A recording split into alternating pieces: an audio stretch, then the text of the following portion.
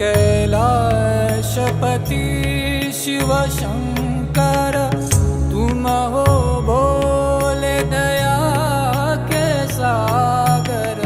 तुम कैलाशपति शिव शंकर, तुम हो भोले दया के सागर। दूर करो सब दुख हमारे, दूर करो सब दुख हमारे। शंभो शंकर नमः शिवाय, गिरिजा शंकर नमः शिवाय। आदिदेव तुम नमः शिवाय।